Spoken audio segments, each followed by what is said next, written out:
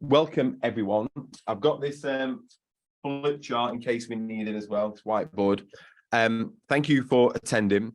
Whenever I do a session like this, I'm always very grateful for your time and very respectful of your time, and want to make sure this is as useful and as impactful on you as possible. Whenever I do a session, in my head, I'm always thinking, I want to help you to be able to take a step forward with what you're doing, to be able to either let go of something that's holding you back, or to adjust your angle of attack, so that even if you don't move forward or let go of anything, if you just at least adjust your angle, then over time you're going to end up in a far better position. So I'm going to explain a little bit more about me later on. Not that I'm important in this, but just to understand, and I was just reflecting on this morning, I've been in this space now in the account industry for just over 7 years. And in that time, I've had the privileged access of speaking to hundreds and hundreds of accountants on one-on-ones all the time. Like yesterday, I spoke to 3 accountants separately, and I have very intimate conversations to understand what their real challenges are. Like if somebody's going to be in tears, they're probably going to be in tears when I'm talking to them, because they will explain what their real problems are. Everyone just gets a wonderful view of other people's firms. You all get a great view of everyone else's firms. You look on social media and people only post the good stuff. Just landed this new client. Here's my new office. Here's my signage, whatever, right? Just taking on this new member of staff.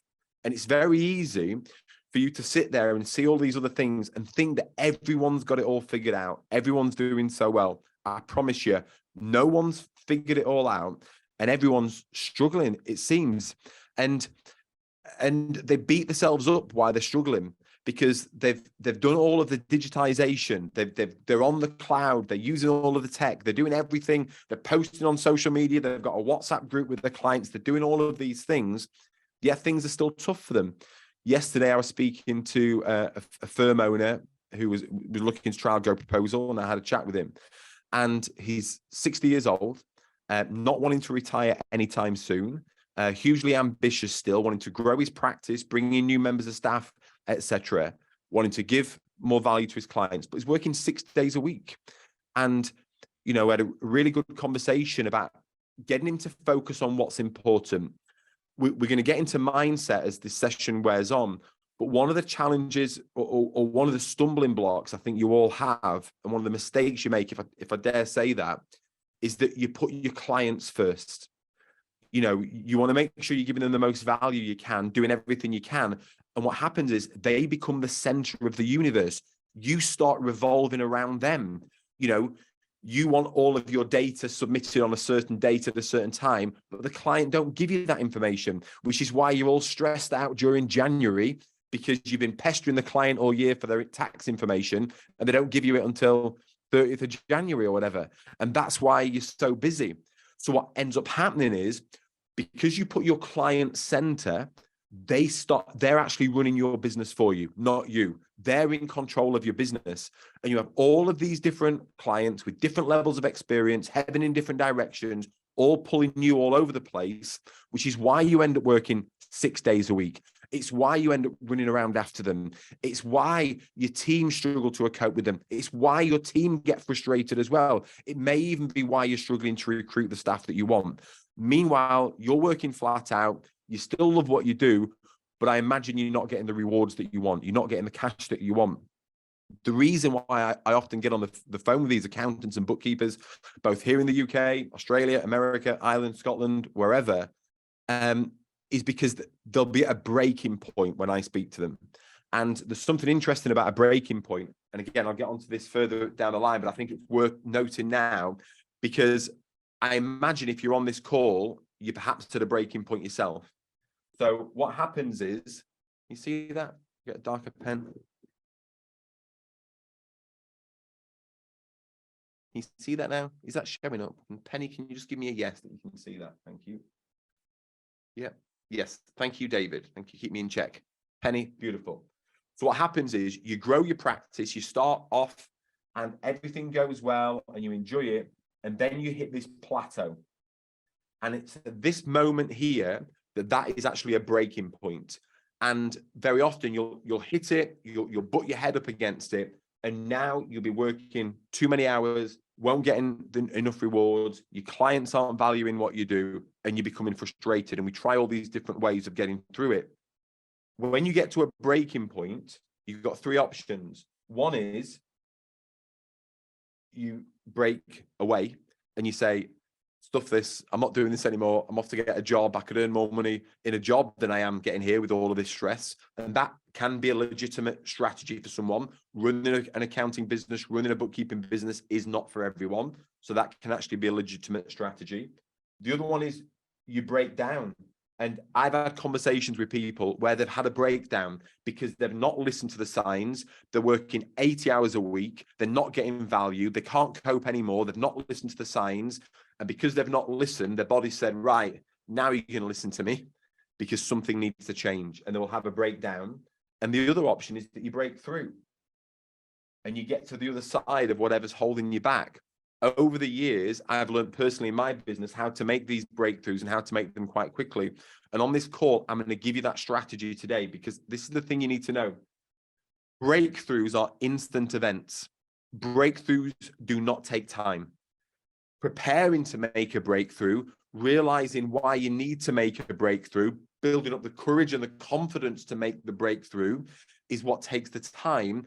But the moment you're there and the moment you realize this now must change, I now need this to happen and it has to happen now. The moment you are in that mindset, you will make the breakthrough and you'll get to the other side of it.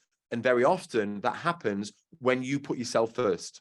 When you realize that you and your family are the most important thing here, and you have built this business to ultimately give you the life that you want. And I'm sorry I've started this this webinar strong, and this is far stronger than I would normally start something like this. And it's because I've spoken to so many firms recently and they're really struggling. I've had this conversation over and over again. And I said, come on, you can't carry on like this because you're going to end up doing one of these things if you do. Let's make that breakthrough. But first and foremost, you've got to get into that right mindset. You've got to realize that what it is that you need to do. This guy yesterday, just to kind of tighten the screw a little bit further, this 60-year-old guy who wanted to move forward, has children. I said, look, if you live to 100 years old, you seem like a fit guy. Let's say you live to 100 years old. You've got 40 Christmas dinners left with your family. You've got 40 summers left with your family. That's it.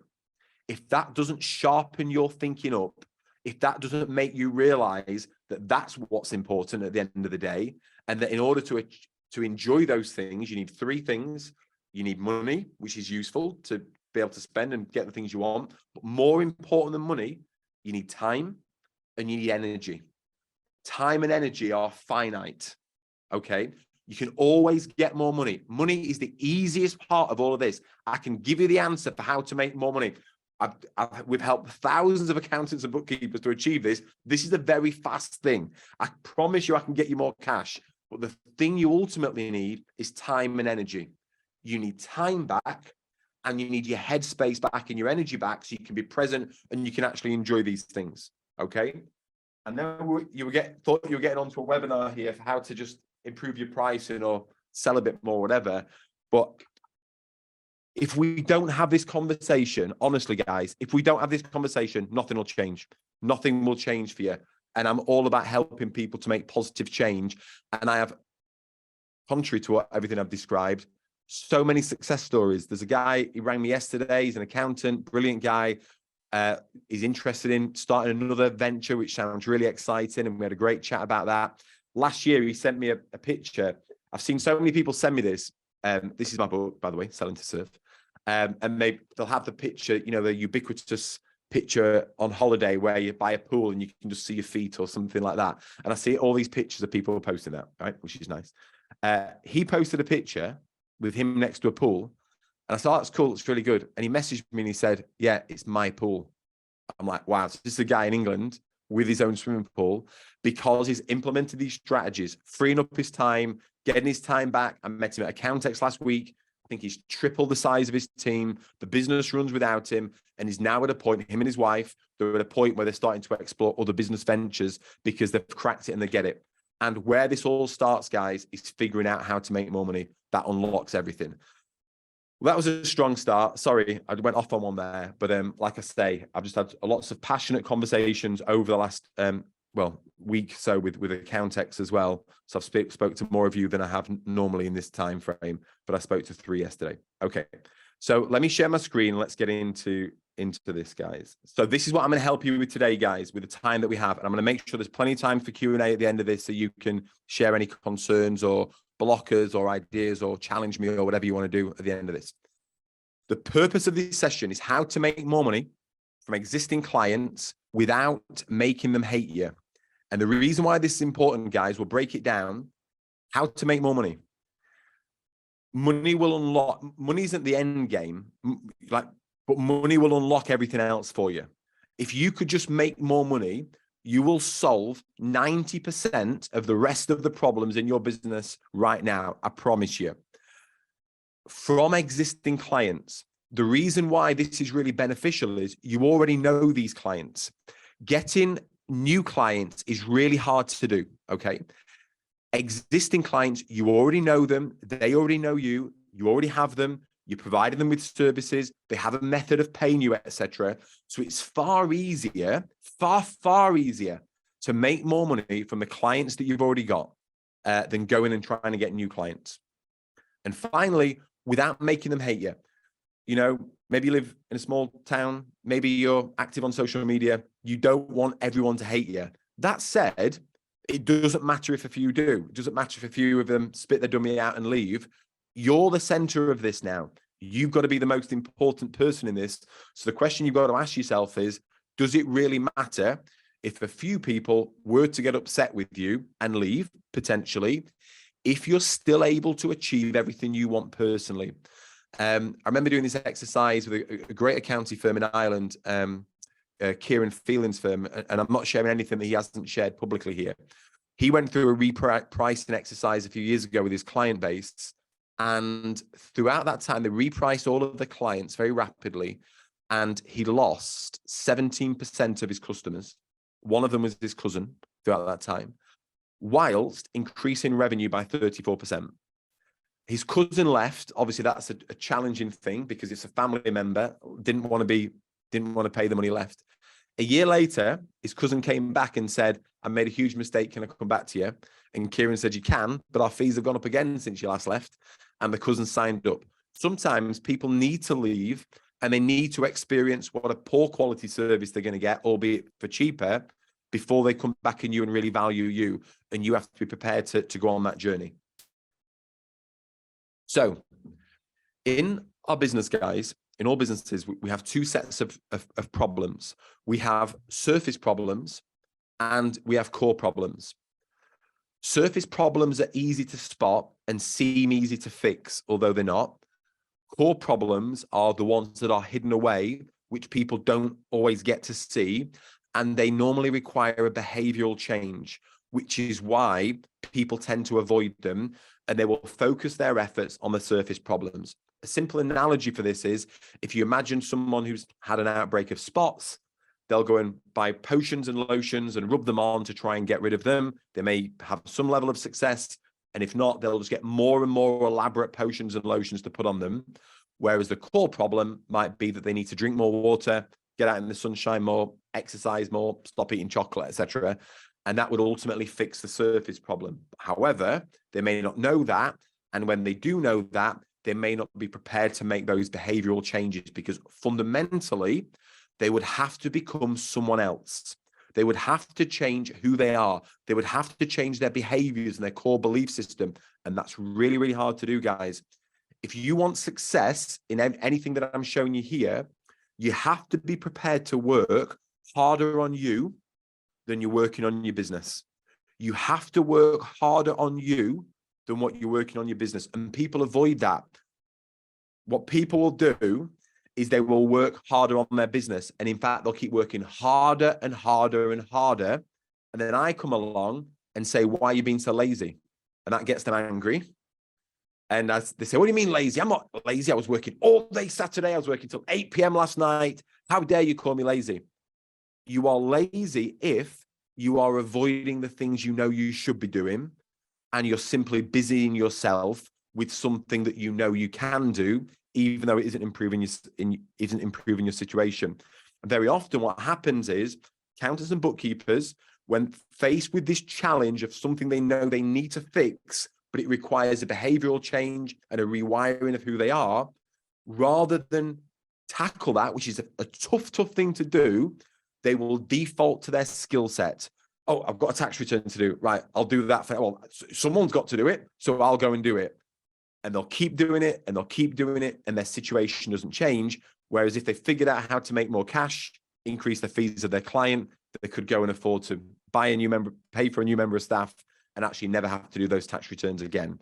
So they are, and I'm saying this with love, you are being lazy if you are not trying to solve the problems that fundamentally need to be solved. So the surface problems that you tend to deal with is you have poor systemization. Typically you have your staff will be running the business rather than the systems running the business. You want it the other way around. You want systems to be running your accountancy firm, and you want your team to be running the systems, not the other way around. Bad clients. Now, whilst you may have the odd bad client, I don't believe that bad clients exist. I believe that bad clients are created. Me, for my previous accountant, I was a bad client. I was spending £200 a month. He was trying to get me to spend £250 a month. I didn't see the value of what he was doing. I wanted to use the software I wanted to use, not what he preferred. I would hand my information in late, on time, inaccurate. So when I've gone, he's now thinking, I'm glad I've got rid of him. He was a bad client, okay? For my next accountancy firm that I went to, he trained me and turned me into a great client. I started spending £1,500 a month. And over the course of the next 5 years, I got up to spending about £6,000 a month. I was worth £250,000 over the next 5 years to that accountancy firm, and I became a great client. Great clients and bad clients don't exist. They are both created, and the creation of them is your responsibility. So we try to fix these bad clients, but that isn't actually the real problem. You have a heavy workload, and you'll try to find software to alleviate that. You're finding it really hard to recruit. I met an accounting firm the other week, and he said, David, great question, David. I will answer that. I just can't recruit at the moment. You can't get good staff. Good staff don't exist. And I'm like, they do if you pay them enough. You can get any staff you want. But it comes back to the fact that you need more cash. There's bottlenecks in the process. But the reality there is, guys, is there's only ever one bottleneck. Sorry. If I'm working with a firm, my question will always be, what is the one thing, guys, that needs to be fixed right now? There is only ever one thing in your firm that you need to solve. Let's get to these next two. And if you don't solve it, it will lead to overwhelm. If you are currently feeling overwhelmed now, guys, please let me share this with you as a gift, because it's the truth. If you are feeling overwhelmed, the feeling of overwhelm actually comes with a message. And the message is always the same. And the message is you need to prioritize. What is the one thing which, if you solved it right now, would either remove all of the other problems or make them far easier to manage? But there's only ever one thing, guys. That's the bit that you've got to figure out. What is the one thing that if you could fix would remove a lot of the other problems? At the core of most firms is you'll be over-servicing your clients and getting underpaid. So you're delivering more than the scope. You're delivering beyond the scope. So maybe the scope hasn't even been agreed in the first place, which is why over-servicing happens. Or it's been agreed, but you've now extended the scope, or your team's extended the scope, or the client's extended the scope and you've allowed it to happen. You're getting underpaid by your clients because you're not charging enough, you've discounted your fees, or you're giving extra things away for free. And finally, you're feeling undervalued, which is just not great because you've got all these problems you're trying to contend with. You're delivering far more than you. This is the kicker. This is the worst part of it all. You're doing far more than you should be doing. You're not getting paid as much as you should be doing, and they're not valuing you anyway.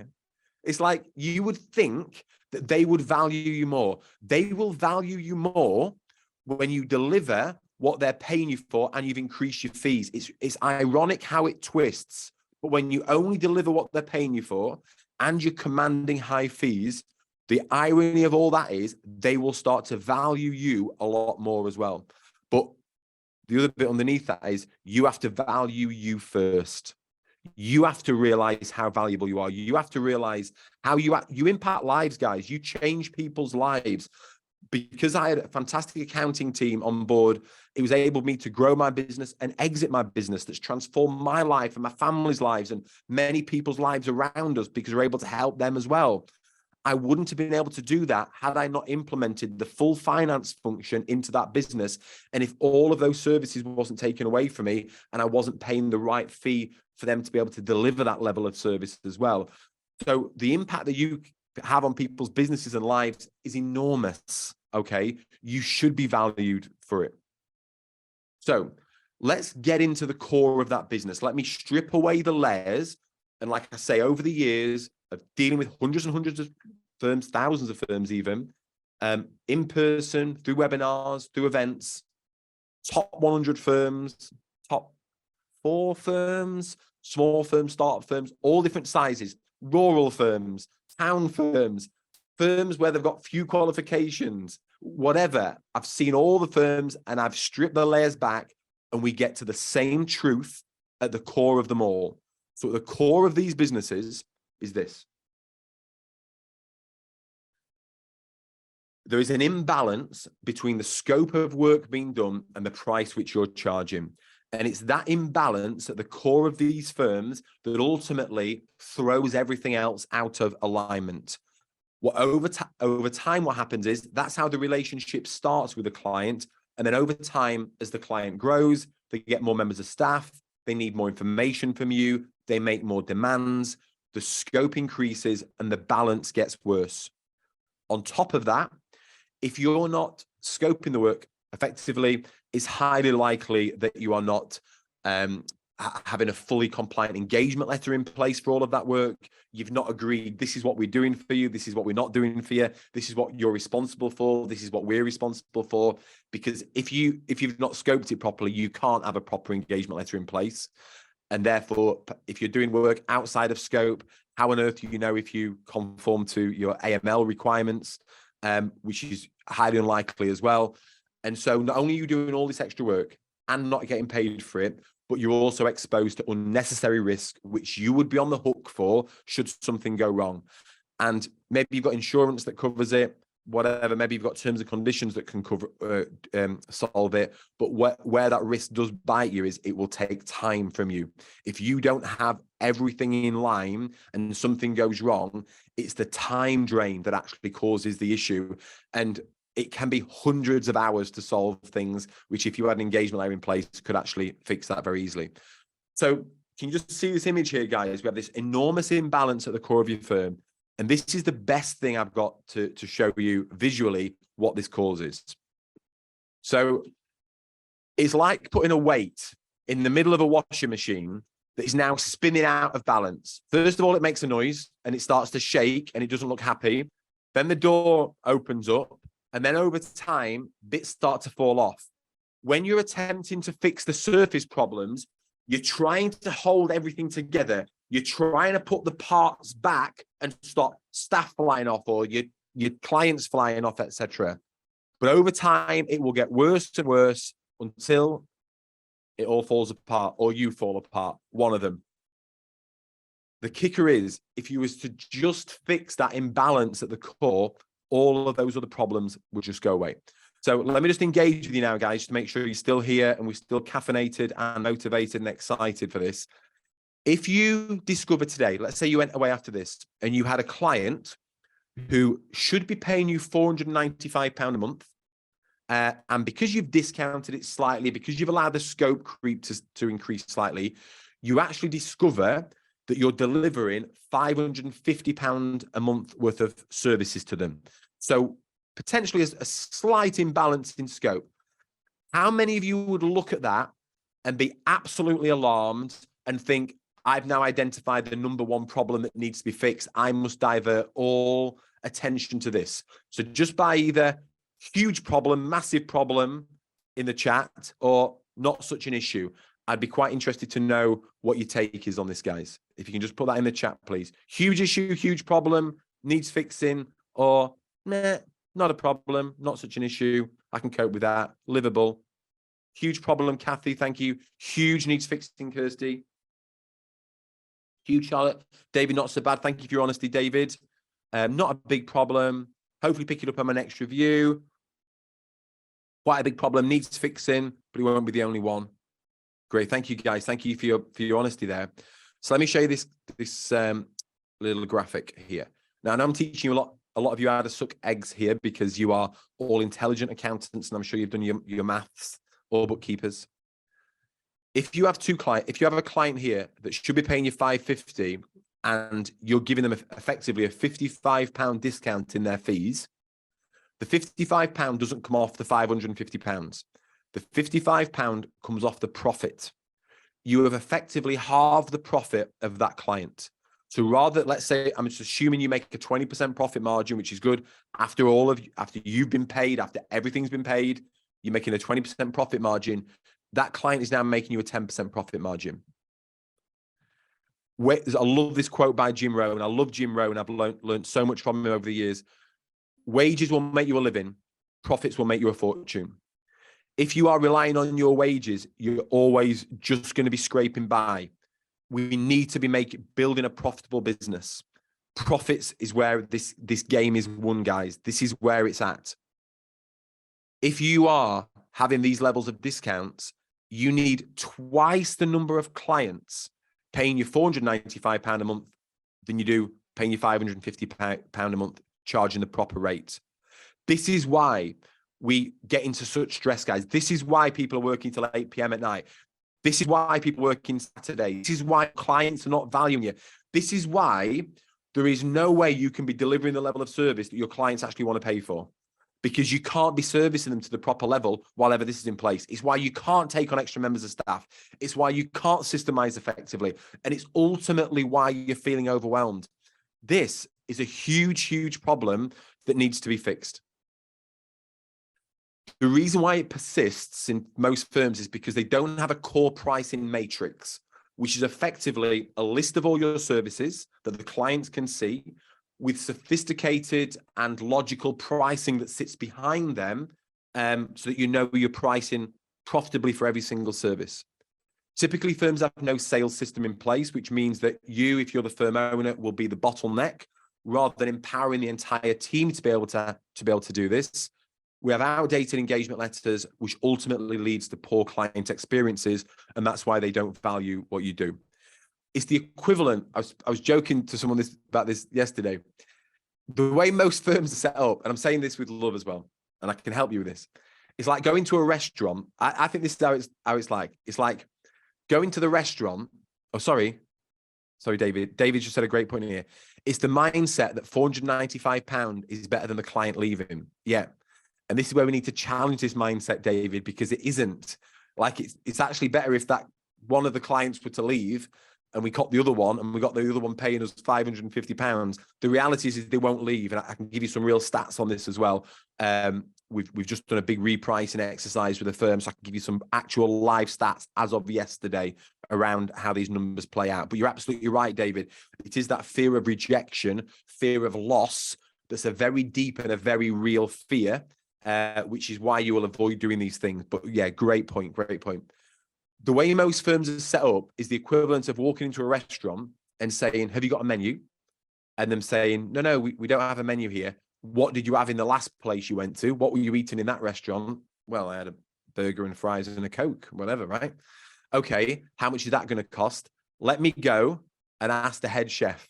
So they now go and ask the busiest person in the building how much that's going to cost. We have to figure that out. And that slows the whole process down and ultimately leads to the client not getting what they want, because maybe they don't want a burger and fries and Coke. They actually need something far better. They need a banquet, or they need a huge spread for their entire family or whatever, right? What ends up happening is the people with the information, i.e. your team, who are dealing with your clients on a day-to-day basis, who know what they want from you, who are fielding the questions, can you just do this for me? Can you just do that for me? Who know that client's got extra members of staff on payroll, etc. They have to push the information up to the people who have the authority to reprice that client. They will typically be the busiest people in the business. that will delay the process. And because it takes a long time to do, it won't get done. It's not getting done in your firm. So what ends up happening is your team member just goes and does the work. That's how the scope gets out of whack. And that's how you don't have compliant engagement letters protecting you. So you actually get into this really dangerous position because we're having to push the information up to the people with the authority so that they can push the decision back down. Typically in most firms, and this is true across all sizes of firms, you have a leaking bucket of anywhere between 20 to 40% of fees from existing clients alone. And rather than tackle them, as David rightly says here, for fear of losing them, we think, do you know what? I'll suffer that. I'll suck that up and I'll just go and try and get new customers. Why would you try and go and get new customers in when you've got this leaking bucket and when it can be fixed so easily, guys? It can be fixed so easily. So what we need to do is we need to restore this balance in the core of your firm as a matter of urgency. And then once we've done that, then we can start to increase the value of those services and actually do everything you can for the client. What I'm a big believer of is when you price your client and what your service offering should be is everything you would want if you were them, knowing what you know. That's all you ever have to offer. It doesn't matter what they had at with their previous firm. It's your ethical obligation to go to them and say, based on my understanding of what you're doing, this is everything that I would want if I were you, knowing what I know.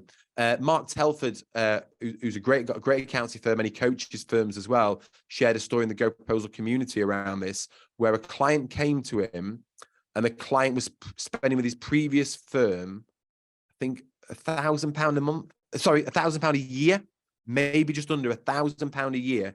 He went in and presented everything he knew this client needed, and it came out at £25,000 for the year. And the client signed up happily on the spot, instantly, with no persuasion, because he'd taken his time to figure out what this client needed. So often, guys, a lot of these fears are in our minds. And if you just go and offer what their previous accountant offer, your restaurant might serve fillet steaks and someone's come in and you're selling them a Big Mac and fries. Just because that's what they had at their previous accountancy firm doesn't mean say that's what they should be having when they come in to work with you. So we need to expand that to the fullest we can. We ultimately need to push the authority down to the people who have the information so that they can price and sell your services at a fee that you're happy with. And that's how we serve wonderful meals that your clients are more than happy to pay for. This makes sense, guys? Is that a useful analogy for you? So last year, 2 years ago now, actually, just off the end of the pandemic, when kind of, there was still a lot of economic uncertainty in the world, I took 50 firms to prove this, what I'm sharing with you now, that you can we can take you and we can work with you over the space of 30 days. So I told you about this breakthrough here. Breakthroughs are instant events. We took 50 firms, all different sizes, all different regions, all different levels of qualifications. And we showed them how to go back to their existing clients and reprice them using nothing weird, no like awkward sales techniques, nothing that you wouldn't feel comfortable using with your best friend or a family member. That's kind of my rule for does this type of stuff stand up and work. So really logical, really straightforward stuff. Those 50 firms went back to their clients, and within 30 days, they'd collectively increased their revenue by just over £500,000.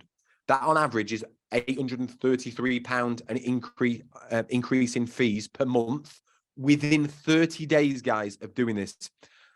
I thought I might have fluked it. So we redid the exercise a month or so later. We called it the Spring Forward Challenge.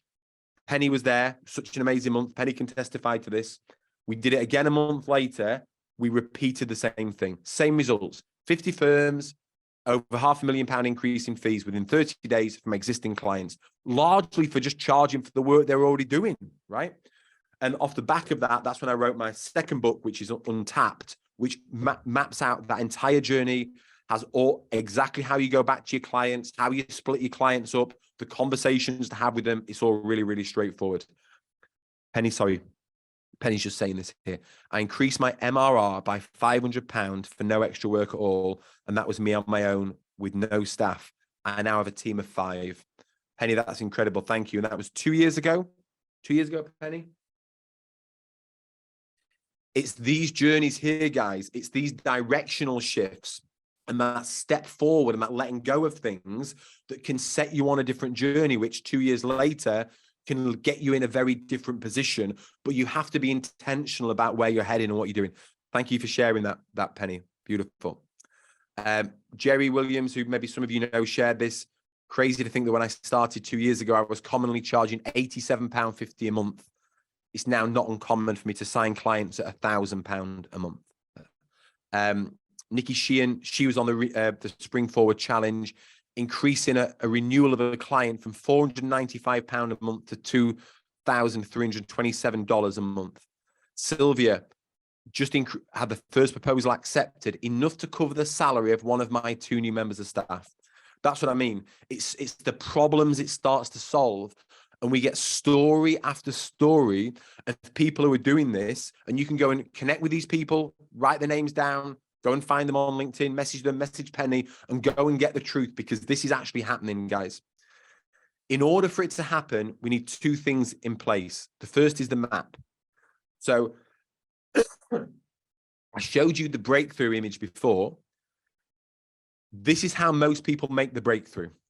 They try and figure it out themselves. They guess and they wish and they hope and they try different things. Some of it works, some of it doesn't work. It may take a long time. They may break through eventually, or they may not, right? And they may be exhausted in the process. That's typically how people attempt to make the breakthrough. But there's a far smarter way, right? You go and find out from the people, or you copy the people who are already doing it, who have already done it, and you copy the same journey they copied, that they've taken. So if you've got someone there doing £87.50 a month on average, and you want them to get to £1,000 a month on average, you map out their journey and you just copy what they've done. It's called modeling. It's the fastest way to grow in business. Now, every time I hit a new plateau, my first question is, who do I now need to become? And who's going to help me to become that person? What do I need to do? What actions do I need to take? Who's already achieving those results? And I go and find them and I copy their process. It's very, very straightforward. I don't know if any of you saw the book launch we did of The Human Firm last week with Will Farnell. Oh, sorry, a couple of weeks ago. Huge hit. Became a bestseller within a day. Dominated LinkedIn. How did we do that launch? I went to James Clear, who wrote Atomic Habits, and I learned, how did he launch Atomic Habits? We copied the exact process. Like, I don't just invent stuff. I don't just make stuff up. I go and find proven people who have already done it, and I copy them. So you need the map. The second part, guys, though, is the mindset. You've got to be working on yourself as much as you're working on your business. Without this, I can lay out the exact map for you, which I will do, and you won't make the journey forward. You won't progress forward. So I'm sure you know who I am. I'm the founder of GoProposal, best-selling author of Selling to Serve and Untapped. Selling to Serve is still the highest rated book for the accountant's practice management on Amazon. Untapped is the recent book that I did. In terms of the map, what you need is what I shared with you, which is this core pricing matrix. You need this price list of all of your common services that you provide to your clients. This is what you need. And what needs to sit behind them is a method of agreeing this with the client. So you need to be able to sit with a client and agree your fees with them and be confident with the pricing that sits behind it. One of the factors we'd always advocate using is their revenue, because if they've got more revenue, you know that completing a set of annual accounts for a customer that turns over 10 million is going to be more work than a client doing £100,000. There's going to be more interactions with HMRC, perhaps. There's going to be more phone calls, more emails exchanges. So you know that as that revenue increases, you want that revenue price to be impacting certain fees within your price list. The other thing you want to be able to do, guys, in here as well, is make sure you're charging for all of the software. And if you get a discount from the software vendor because you're buying it in bulk, don't pass that discount on. That discount's for you. You don't need to pass the discount on to the client. If you're charging for bookkeeping, don't charge on time. You want to be charging based on the number of transactions they have and on the frequency as well. It's a far fairer way of doing it. Annual accounts, you want to be charging based on the quality of their record keeping. That needs to be a factor. Staff, how many, if you're doing payroll, how many staff they've got. All of these factors need to be figured out, and you need to get to this point where you can present the fee to the client. Sometimes people are afraid of doing this, but if, again, imagine going to a restaurant where there wasn't a price there and they're just going to come to a price at the end of it, you'd be really hesitant to move forward with them, and you'd find it enormously frustrating. I'm a huge believer of transparency. You've got to discuss fees at some point. So you're either going to do it with them, or you're going to do it after the meeting while you're chasing them and they're on the school run or something like that, right? Imagine this was the proposal meeting with me now, or my renewal meeting, and you didn't show me the fees and you wanted to do it after the meeting. Well, I'm busy tomorrow. I'm busy today. I'm busy tomorrow. Then I go on holiday for 3 days. I come back on Tuesday. I've got a conference I'm driving up to Glasgow to do. Thursday, I'm busy. You're not going to get me for a week or two. I'm not going to reply to you. Then you're going to make the assumption that the reason I've not replied is because I don't want to pay you any extra cash. So you're going to lower your fee. And it's got nothing to do with that. It's because I'm just busy. That's why we need the mechanisms to be able to agree fees whilst we're with the client. As explained about bookkeeping, it's really important that you, I believe, charge based on transactions, and that you review that on a quarterly basis, so that if the banding has now moved up, you're going to increase that client's fees every quarter. And likewise, if it comes down, you're going to adjust the fee as well. Bookkeeping should be adjusted, right? If you're making notes, guys, please write this one down. Bookkeeping fees should be adjusted on a quarterly basis. That accounts for seasonality as well, but it means that you're always getting paid for what you should be. And if you charge based on the number of transactions, it's a very fair way of doing things. The other thing as well is, and this is why it's important to engage your team, is you want the learning to be poured back into the system. So you need a system, because if you don't have a system, you've got nothing to be improving. Pricing doesn't have to be perfect. It just has to be getting better all the time. It's constantly improving, right? In order for a system to improve, it needs to be there in the first place. It needs to be locked down. And then you need inputs into it so it can be continually improving. So let's say, for example, you do an annual accounts for a client, and then you realize that for some reason, restaurants are taking you more time to complete their annual accounts for whatever reason, right? What you then may do is say, well, I'll tell you what we'll do. Let's add a variation into that price, and let's add another variation of industry. So for general clients, we're going to keep it at the same fee.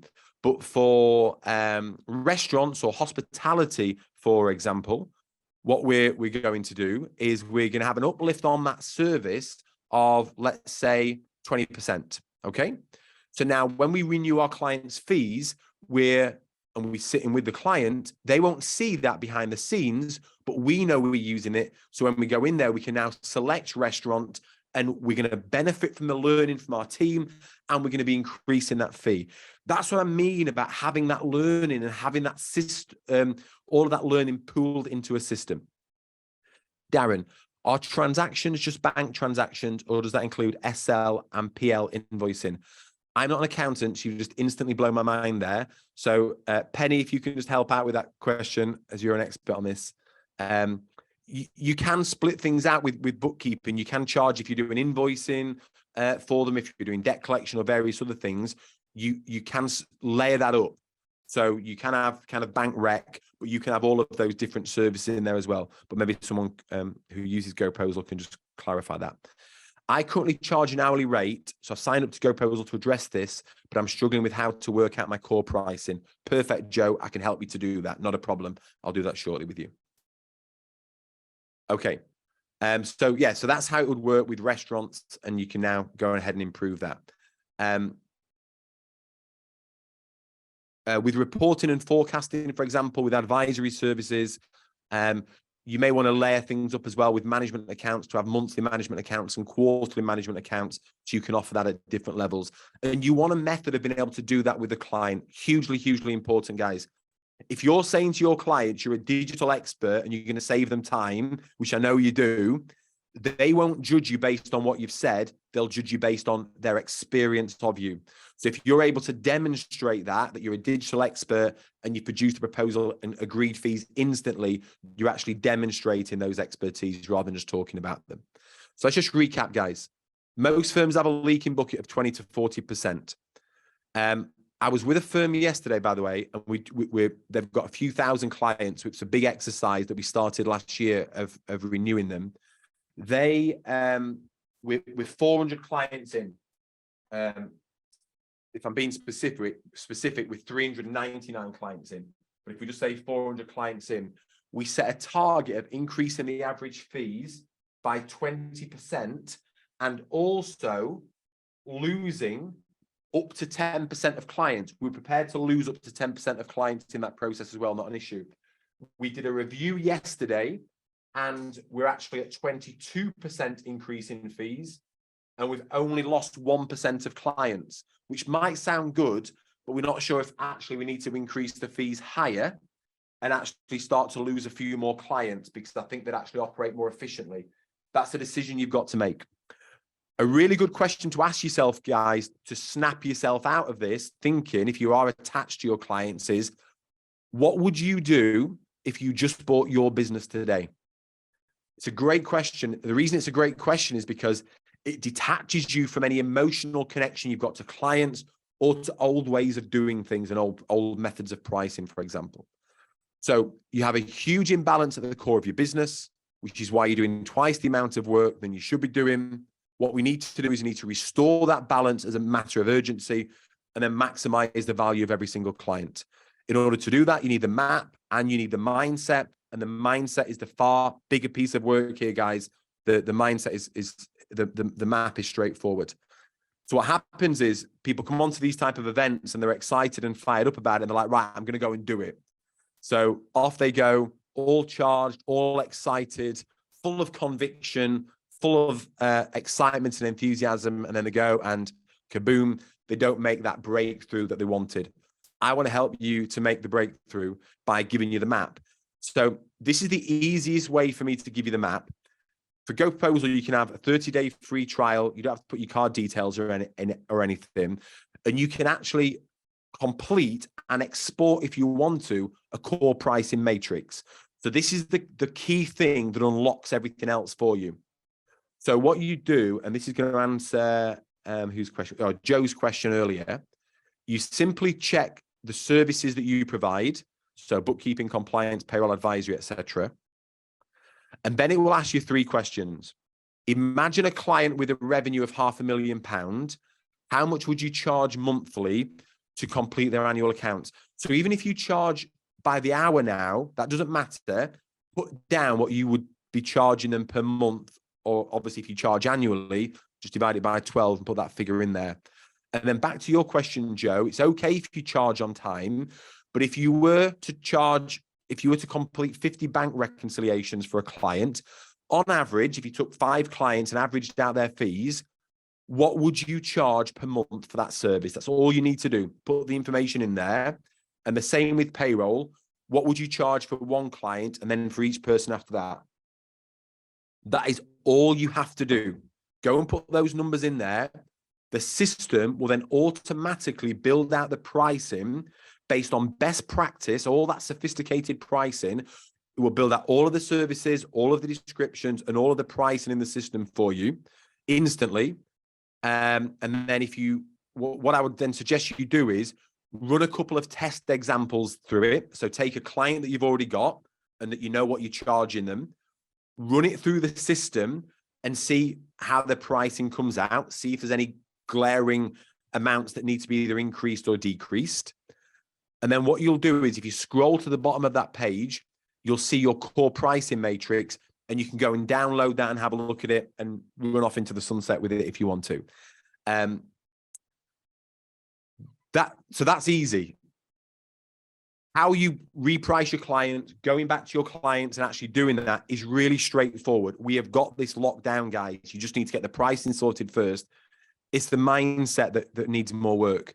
The firm I spoke to yesterday, this guy I said, look, if you're thinking of using GoProposal and you're thinking, I'm going to come in, I'm going to give it a try, and you're just going to kind of test it and kick it about and see what you think and try and find time to do it, it's not going to work.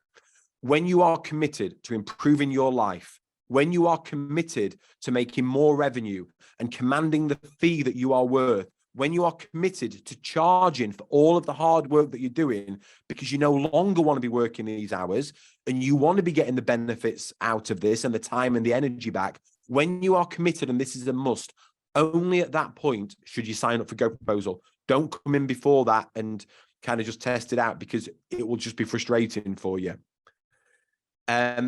If any of you want to work on your mindset and understand this more, I think Morgan's listening on the call. Morgan, can we make these audio books available for free for people, please? Can we send people copies of Selling to Serve and Untapped on audio for everybody to get? So if you know that actually I'm not ready for GoProposal now, I need to get my mindset in place, let us help you with that. So Selling to Serve is about how to price profitably and go back to and sell to new clients. Untapped is the blueprint that we did with those 100 firms a couple of years ago and got them all to increase their fees that Penny was on. Untapped maps out that entire journey, but 80% of that book is mindset. It will, if you take it on board, it has the power to change your life. I appreciate that's a bold claim, but it really does. We will send you those copies through via email, Morgan, please, I think after this, so that everyone can access that, so at least we can start helping you straight away. For those of you who want to go on that journey and have us hold your hand, and you want to go through that as part of a group, and you want to recreate the Spring Forward Challenge that we did a couple of years ago. In fact, we did recreate it last year. And you want to do that with us again, you have to be committed to this, guys, though, and you need GoProposal for it, because it won't work without GoProposal.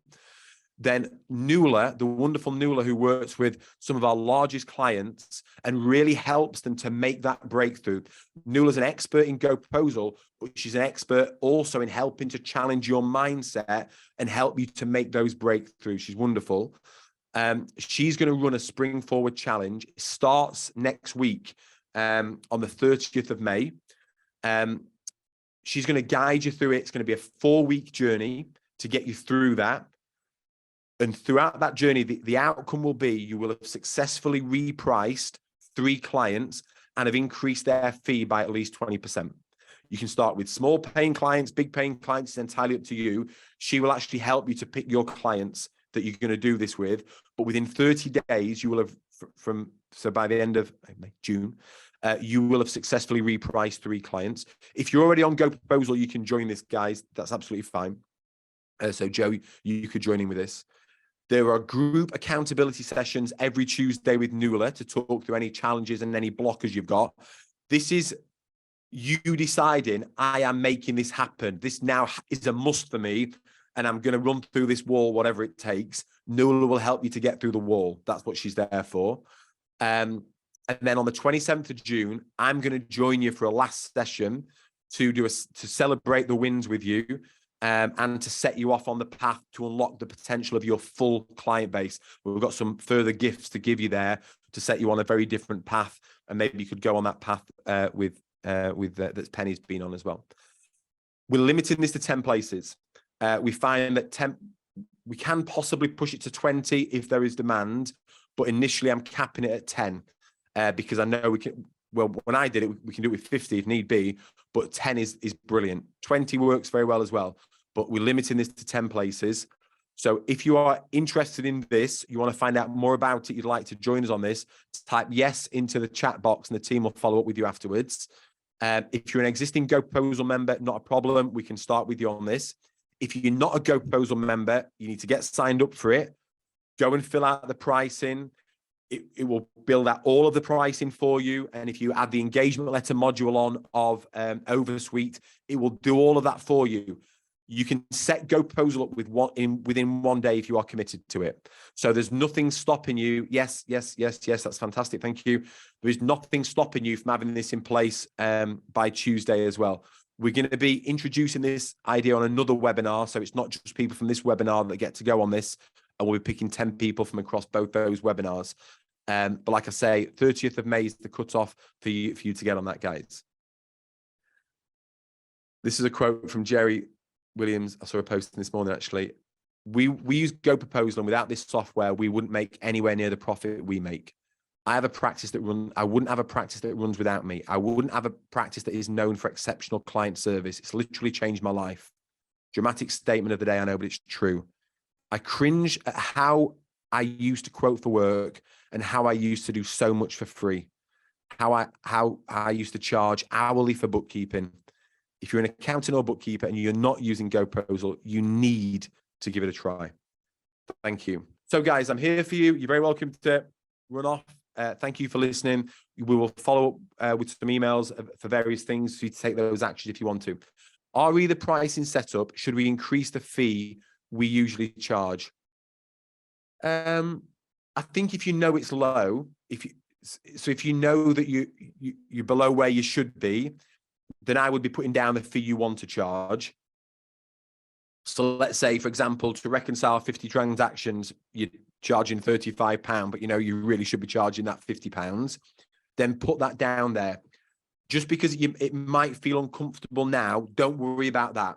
So it's really important, this, guys, when you're setting any goals, you don't let your current knowledge and current skills restrict your goals. Yeah. You don't need to know how to get there at this point, Brian. You just need to set that price as to where you believe it should be and where you would ideally like it to be. And that will then go and figure out the rest of the calculations. Great question, though, Brian.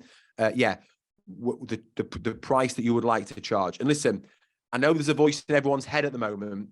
Not only are you listening to my voice, but you're listening to a voice in your head that's saying, yeah, that's all right for you guys in Manchester, but what about us in rural Suffolk? What about, I don't have the qualifications those big firms have. I've just started out. Whatever. I've heard every excuse under the sun, and they don't stack up, guys. If you're committed to this, it absolutely works. I found that when I set mine up initially, I didn't increase my fee. This is Penny, but it highlighted services that I wasn't charging for. So Penny's first step wasn't to increase her fee, but just to start charging for everything. So that's great. So the dream situation is to increase your fee, charge for everything, and get everyone on monthly billing. But you might not want to tackle all those three things at once. You might do, but you might say, well, I'm actually content this year just charging for everything I do. And next year, I'll look to increase my fee, or next year, I'll look to move everyone onto monthly billing. So do that. Oh, that was it, David. You did ask that question. How did he train you to be a good client? Great question, David. The answer is in many ways. So what typically happens at the start of the client relationship, the client may ask for a discount and you may give them one. You agree to do more work than they're actually paying you for. And let's say in that initial meeting that you have with me, my proposal meeting, you set out an hour and then you allow that meeting to overrun to an hour and a half, right? What you've actually done in that meeting is you have trained the client that your services have no value and your time has no value. Then 6 months down the line, the client stops valuing what you do and is always wanting more things from you and wanting time. You become annoyed with the client, but you haven't realized that you trained the client to be that way. So you have to be in control. Someone's got to be in control of the client relationship and someone's got to be in control of the business. And if you're not in control, the client will be in control. And so what you have to do is, where this starts is by charging for charging for everything, and making sure that you're charging high fees and that you never ever deviate from that fee. The moment you discount your fee, you destroy the client relationship. Okay. And the other thing, David, as well, is you've got to go and offer them everything that client needs, not just what they've had. I know what you all do.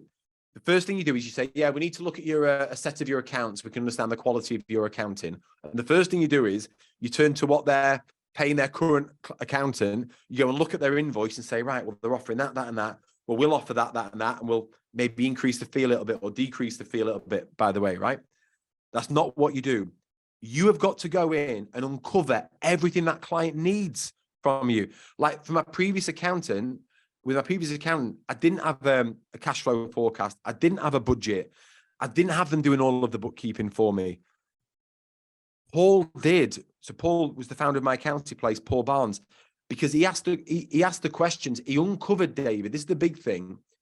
He uncovered what I was really after, right? Which he treated me as a person, not as a client. So what he figured out was my goals as a business owner was to take my kids to and from school every day, was to move closer to our children's school, and for my wife, Becky, to get out of full-time employment. They were our three primary goals. And then it was that we wanted to sell the business, and that we wanted to get, before we sold it, we wanted to get X amount a month. I think it was like 10K a month I wanted from the business, that I wanted to exit the business, and how much we wanted to sell the business for. The moment he knew all of those things, he can say, right, well, if you want to achieve all of that, we have to be doing your bookkeeping for you, VAT returns, payroll, You have to have monthly management accounts. Otherwise, when you come to sell your business, the first thing they're going to ask for is the last 3 years of monthly management accounts. So if that's on your radar, something you want to do, this service is not optional. You have to have it.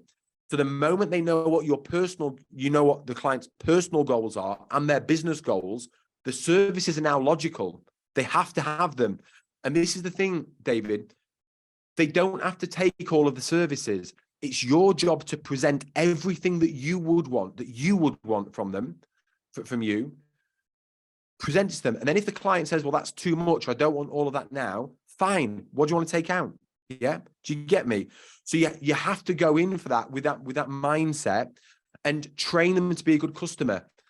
We've got a firm that we work with through GoProposal called Total Accounting. It's a brilliant interview I did with him. You can find it on YouTube.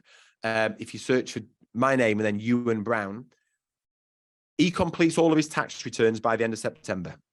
He does not complete one tax return in January. He's in control of his firm.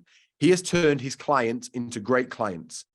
The only way you can do that is if you're pricing profitably, charging for everything, and charging high fees. Yeah. So all of those other frustrations that you have in your business, if you trace them back to their root and to their core, it comes back from you being in control of your client. If you can't control your profitability and your scope and your prices, you can't control anything else. You can't control your clients. You can't control deadlines. It all starts here. Does that make sense, David? I know I went off on one there, sorry, but I got passionate there, David. So hopefully that answered your question. Yes, that's good. That's good. Will we get a copy of this presentation? We don't normally share copies of presentation. Oh, sorry, the video. Yes, you will get a video copy of this presentation, Joe. Yes, this will be sent to you afterwards. Mark Fountain. I have just signed up to GoProposal and only a few very small customers. I'd be interested in joining the repricing program next month to get prepared for future customers. Brilliant. So don't let the fact that you've only got a small number of customers be an issue for signing up for GoProposal. The mistake smaller firms make, or even startup firms make, is they don't get the pricing right initially in the first place. They're just happy to get a customer. And then what happens is a year down the line, they realize they've got it horribly wrong. And then it's very hard to go back and reprice them. So where your mindset might be, Mark, if I can just guess, is, right, I want to use GoProposal. It makes so much sense, but I've only got a few small customers. And now I've got this outlay for GoProposal. I've got to spend this money on GoProposal as well. Can I afford it? Don't ask yourself, can I afford it? Ask yourself, how can I make this not a cost? So let's say, for example, I'm not even sure of the fee of GoProposal anymore. I'm sorry, I've not looked for a while. But let's say it's, for argument's sake, for the smaller one, £60 a month, and you make 20% profit. All you've now got to do is make £300 a month of additional fees from existing clients, and that GoProposal is now free for life. So if you come into it and thinking, how do I make GoProposal not even a cost to me? Then when you go into it, you'll have a very different mindset, and you'll cover the cost for life of the product. We use Practice Ignition. Does that answer your question, Mark, by the way? Hey, Darren, we use Practice Ignition at the moment. How do these products compare? Yeah. So I always say Practice Ignition is a great product. The bit that Practice Ignition doesn't have is the pricing component. So it doesn't have all of the sophistication with pricing in there. And when Practice Ignition was developed, I don't know if it's changed now, it was designed as an administrative tool. So something to be completed after the meeting. This is designed, GoProposal works during the meeting, Darren. So it has all of the price in there that you do with the client. And then before you leave, you will have the pricing agreed, the proposal and the engagement letter done. The biggest shift is we don't position ourselves as we're here to automate or streamline something. We position ourselves as, I'm going to help you to increase your revenue. I'm going to help you to make 20% more from your revenue, or 30% more, or I think on average it's 33% on average. We're actually, if we're being strict about this, we're a revenue generation tool. That's what we will ultimately help you to do. The other thing that we have, I'll tell you what we have. I'll also tell you what we don't have that Practice Ignition does have. We've also got Oversuite, which is our own engagement letter product. So I'm not quite sure where you're based, Darren. We have Oversuite in the UK, which is now widely recognized as the leading engagement letter product that you can bolt on as well. And we've got our AML product, which sits in there as well, which does the AML component for new clients, but also for the life of the client as well.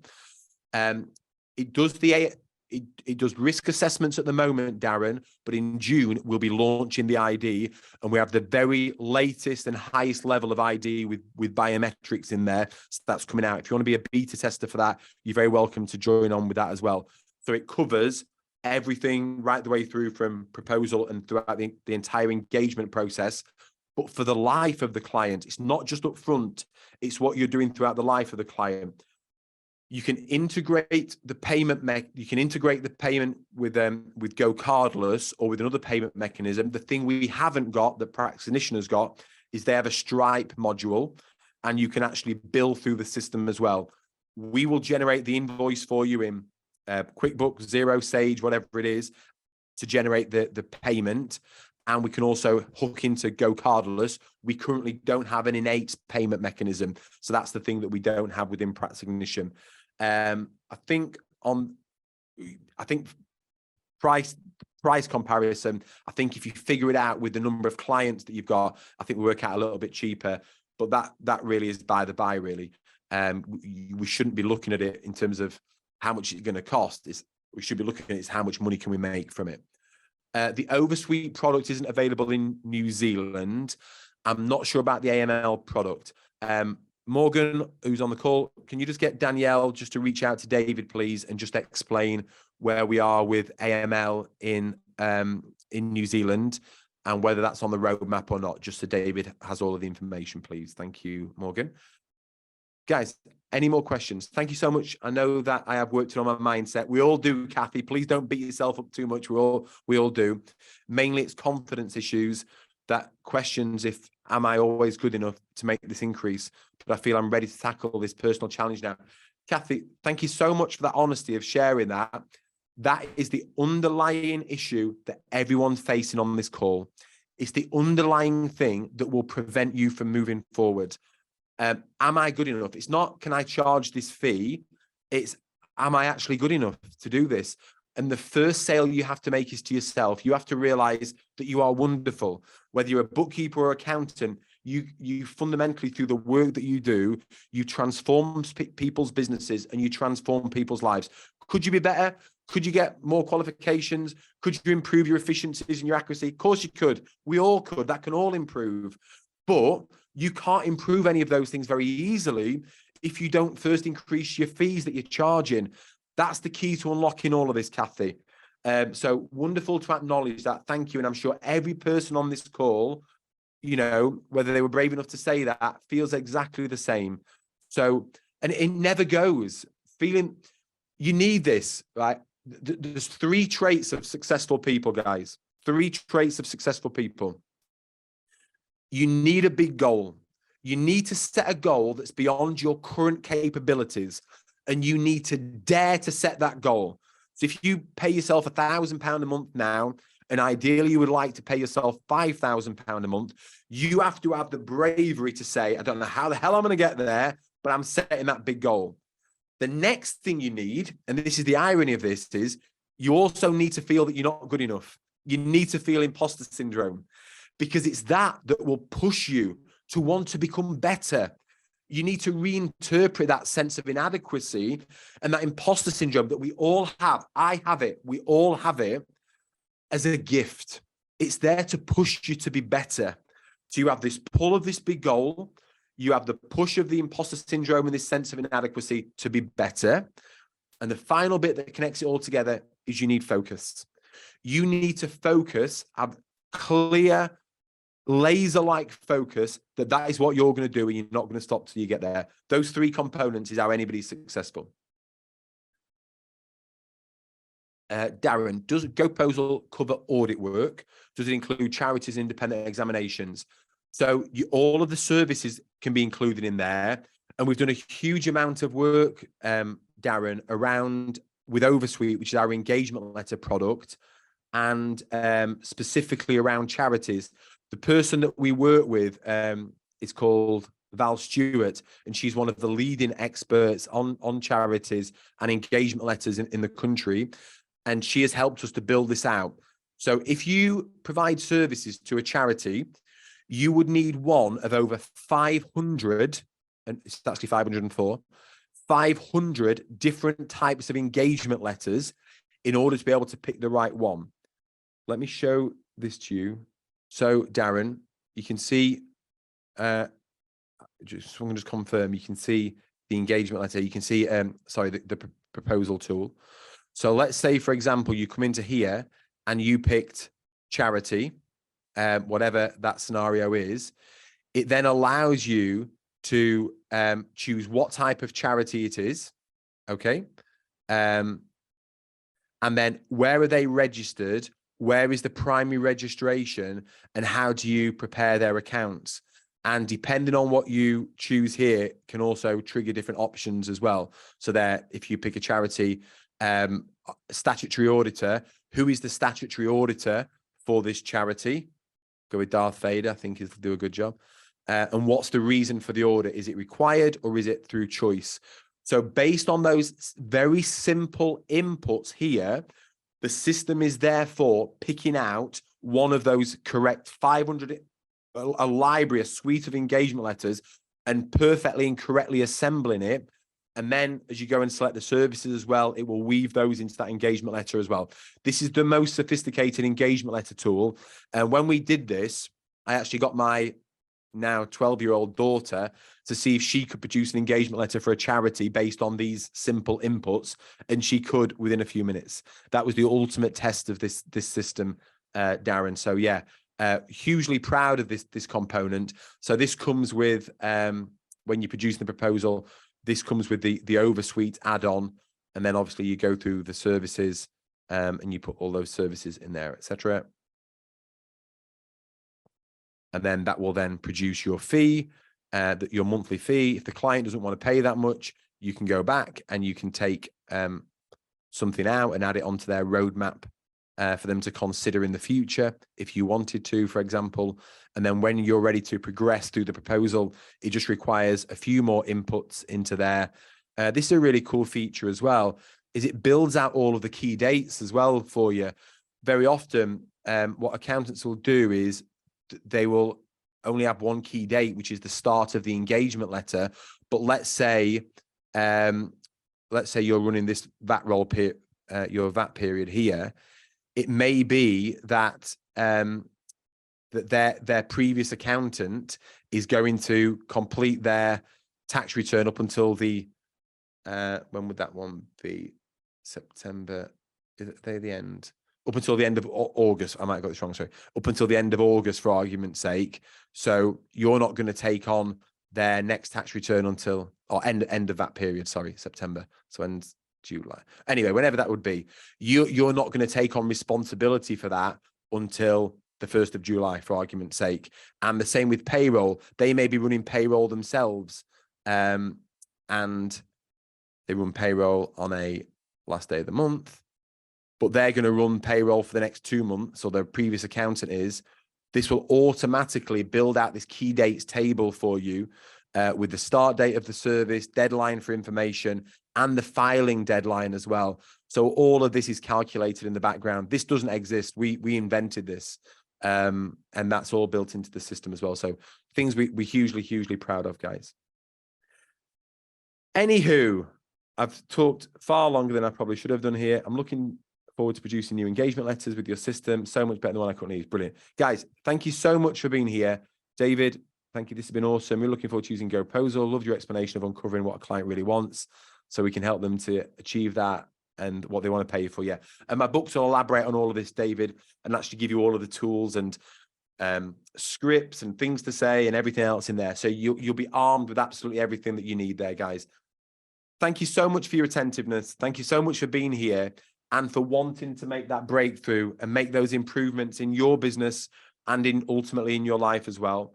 Hopefully you're going to get a lot from this. It'd be great if you can join us. Yeah, absolutely, Lois. It can be used in Canada.